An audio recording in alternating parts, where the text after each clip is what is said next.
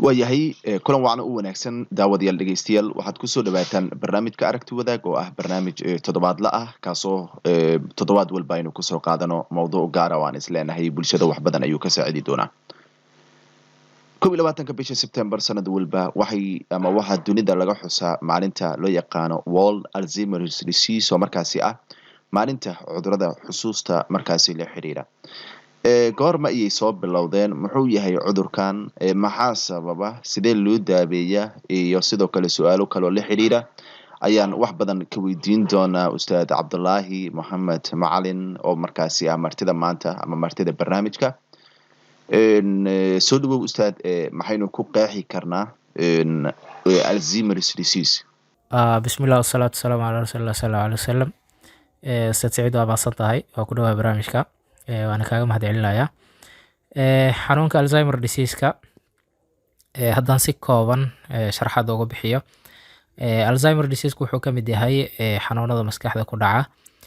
Sidoo kale Alzheimer disease-ku waa cillad maskaxeed oo si tartiib tartiib ah u baabi'isa xusuusta qofka iyo fikirkiisa weliba.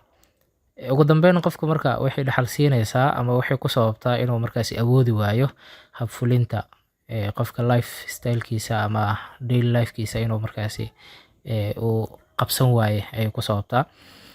Cudurkani Alzheimer disease-ka ayaa hadda ku jira kaalinta 7 sababta dhimashada ugu badan ee dalka Mareykanka. Xanuunkan waxaa lagu magac daray dhakhtar u dhashay dalka Germany loona yaqaano Dr. Julian Alzheimer. Wuxuu ogaaday sanadka markuu ahaa 1906. Ogaashihiisii waxaa sabab u ahaa islaan ama haweeney markaasi qabtay xanuunada maskaxda. Ugu dambeyn ay u dhimatay. Ayaa markay dhimatay kadib ayuu maskaxdeedii baaris uu ku sameeyay. Baaritaankaas uu sameeyay ayaa maskaxdu wuxuu ku arkay guntumo ama waxyaabo kuuskuusan. Guntumahaas hadda waxaa loo yaqaanaa amyloid plaques. Waxayna ku sameysmaan neuronska dhexdoodii inkastoo waxayna qalqal geliyaan neuronska fariimaha ay isku gudbinayaan. Sidoo kale maskaxdeedu wuxuu ka helay xiidmo markaasi fiilooyin ah oo isku dhafan hadda loo yaqaano tau tangles ama neurofibrillary. Baaritaankaas uu sameeyay marka wuxuu ogaaday Alzheimer disease-ka inuu markaasi dhibka ay qabtay problemka ay qabtay haweeneydaas inuu ahaa Alzheimer disease-ka. waayahay waad mahadsan tahay ustaad cudurkan dabcan cudur walba wuxuu leeyahay cause ama waxa sababa maxaynu dhihi karnaa cudurkan ama Alzheimer's disease-ku aad noogu sheegtay inuu yahay cudur xusuusta la xiriira ama koox cudurro ah oo xusuusta la xiriira maxaa sababi kara cudurkan oo aad is leedahay Etiology-ga ama waxa sababa xanuunkani xanuunkani horta wax oo si toos ah u sababa hadda la ogyahay ilaa hadda la ogyahay exactly cause ma lahan laakiin waxyaabo waxaa jiro lala xiriiriya xanuunkani. Waxa ugu horeeya environmental and lifestyle factor deegaan ahaan iyo hab nololeedka qofka qayb ayay ka qaataan waxyaabaha sababa.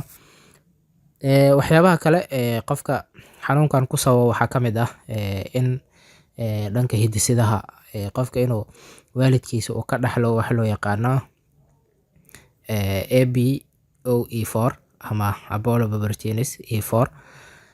Qofkaasoo markuu weynaada risk factor ku ah ama ku dhaci kara xanuunkani 30% ilaa 25%.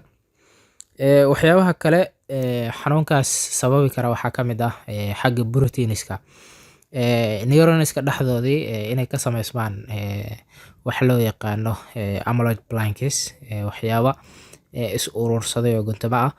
Waxyaabahaasoo marka qalqal geliya fariimaha neuronska dhexdoodii isdhaafsanayaan runtii riskina ku ah khatarna ku ah inay neurotoxicity uu dhaco.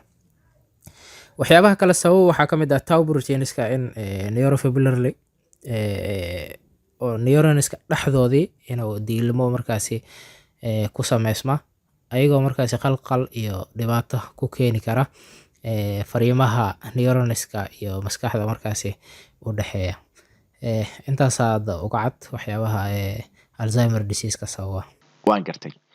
Sidaan ognahay cudur walba wuxuu leeyahay daawo ama treatment waxa loo yaqaano.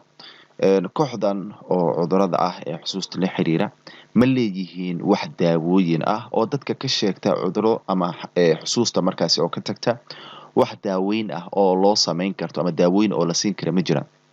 Waa mahadsantahay Siciid. Xanuunkani dawo toosan ma lahan ama si toos ah daawo loo isticmaalo ma lahan.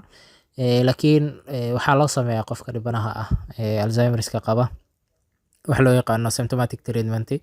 Calaamadaha hoos looga dhigaa ama laga daweeyaa. Inta badan dawooyinka Alzheimerka symptomatic treatment-ga looga isticmaalo waxaa ka mid ah cholinesterase inhibitors dawooyin loo yaqaano ama group dawooyin ah ama anticholinesterase. Dawooyinkani waxay qabtaan marka enzyme-ka oo cholinesterase-ka loo yaqaano oo burburinaya acetylcholine-ka. Ileen Alzheimerka waa khubaradu waxay sheegeen ama baarayaasha cilmi baarayaasha waxay sheegeen acetylcholine inuu jirka hoos u dhaco ama uu ku yar yahay dadka Alzheimerska qaba. Marka acetylcholine hadduu ku yar yahay enzyme-kan oo cholinesterase-ka asagana wuxuu lid ku yahay ama wuxuu jirka ka saaraa acetylcholine-ka sababtoo ah neuroneska labada nerve markay fariimaha isku gudbinayaan waxa u dhexeeya gap ama space loo yaqaano synapse. Synapse-gaasi labada nerve oo midna uu ka dambeeya midna uu ku horeeya waxaa loo yaqaanaa presynapse iyo postsynapse. Presynapse-ga marka wuxuu soo daayaa fariinta uu siday si uu postiga u gudbiyo space-kaas si loogu gudbo waxaa jiro marka neurotransmitters oo acetylcholine ayuu soo daayaa. Acetylcholine-kaasi marka postiga wuxuu leeyahay marka receptor ama martigeliye meel oo acetylcholine-kaasi uu ku dhego. Acetylcholine-ka markuu ku dhego postsynapse-ga fariintii si toos ay ugu gudubtaa. Marka fariinta markay gudubto receptor-kaasi inuu acetylcholine ku dhegnaado lama rabo. Si marka acetylcholine-kaasi receptor-ka loogu furo cholinesterase enzyme ayaa la soo daayaa. Acetylcholine marka waxaa lagu sameeyaa waa laga furaa enzyme-ka waa la burburiyaa laba qayb loo jaraa acetate iyo choline. Acetate-ka jirka waa laga saaraa choline inkasta haddana waxaa dib loogu celiyaa presynapse-ga. Marka acetylcholine-kaas marka si aan loo burburinin qofka waxaa la siiyaa daawooyin loo yaqaano cholinesterase inhibitors. Daawooyinkaas marka waxay kordhiyaan ama waxay sare u qaadaan acetylcholine-ta jirka. Acetylcholine-ka hadday badato waxaa badanayo nerviyadii wada shaqayntoodii inay fariimaha isku gudbiyaan. Marka qofka xusuustiisii iyo waxyaabahaas inay dib u soo laabtaan ayaa inta badan dhacda. Marka daawooyinka waxaa ka mid ah marka Tagrin dawo loo yaqaano iyo Donazepam, Galantamine iyo Rivastigmine. Dawooyinkan marka hadda inta badan daawadan Tagrinta lama isticmaalo sababtoo ah neurotoxicity ay leedahay. Laakiin hepatotoxicity ay leedahay. Laakiin saddexdan dawo waa la isticmaalaa. Dawooyinkan marka maxay qabtaan? Shaqada ay qabtaan waxa waaye delay waxay dib u dhigaan Alzheimerska inuu progressive uu noqdo ama qofka uu kusii bato ama uu kusii ziyaado. Marka calaamadihii ayuu markaasi qofka uu ka yareynayaa qofka marka xusuustiisii waxyaabihiisii inay soo hagaagaan markaasi ayaa loo siiyaa. Wax dawo kale markaasi hadda ma lahan oo Alzheimerska loo isticmaalo. waa tahay weli waxaan ku guda jirnaa barnaamijka aragti wadaagga oo ah barnaamij markaasi aynu maanta ku qaadan dhigayno cudurada markaasi xusuusta la xiriira ama Alzheimer's disease. Ustaad su'aasha kale ay isweydiiyaan dadka waxay yihiin ama waxay tahay maxaa ka mid ah ama maxay yihiin calaamadaha lagu garto cudurada markaasi xusuusta la xiriira qofka inuu ku dhacayo in kale sidee ayuu markaasi isku fahmi karaa oo calaamadaha maxay yihiin? Xanuunkani calaamadihiisii marka waxaa ka mid ah kow qofka inuu iloosho badan uu yeesho oo ilooshihiisii aad u bato amnesia. Ilooshahaasi marka wuu ka duwan yahay ilooshaha kale. Qofka wuxuu iloobi karaa familkiisa, wuxuu iloobi karaa wax waliba oo markaasi ilooshaha dhow. Tusaale ahaan qofa hadda gacantiisa wuxuu ku hayo meel dhigtay oo kale wuu xusuusan waaye. Qofa waa member oo waalid familka ka mid ah ayuu iloobaya. marka ilowshaha dhow ayuu qofka yeelanaya. Wax inta badan lagu arko xanuunkani common uu ku yahay waa memory loss qofka inuu yeesho. Magacyada familka qayb ka mid ah inuu iloobo oo kale. Magacyada sheyada qaar magacyadooda inuu iloobo oo kale. Waa dhibaatada inta badan calaamadaha qofka Alzheimerska lagu yaqaan ama lagu arki karo.